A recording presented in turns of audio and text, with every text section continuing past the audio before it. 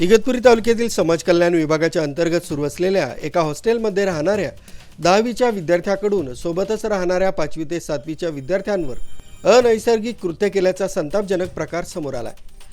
गेल्या अनेक दिवसांपासून 5 ते 6 अल्पवयीन मुलांवर हॉस्टेलवर निर्जनस्थळी नेत विद्यार्थ्यांना गुंगीच्या गोळ्या देऊन हा अनैसर्गिक प्रकार सुरू असल्याचं समोर येत आहे।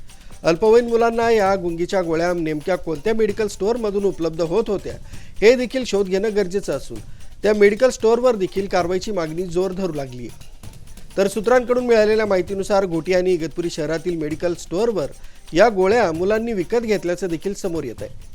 काही घाबरलेल्या अल्पवयीन मुलांनी हा प्रकार आपल्या पालकांना सांगितल्यानंतर पालकांनी हा प्रकार समोर आणलाय। तर हॉस्टेल व्यवस्थापनानं देखील याकडे अक्षम्य दुर्लक्षपणा केल्याचा पालकांनी आरोप केलाय। त्यामुळे संपूर्ण व्यवस्थापनावर कारवाई करण्याची मागणी पालकांकडून करण्यात येते। तर समाज कल्याण विभाग आणि संबंधित प्रशासन संपूर्ण प्रकरणावर काय कारवाई करणार हे पाहणं देखील महत्त्वाचं असणार आहे। सुमित बोधक, न्यूज 7 मराठी, इगतपुरी।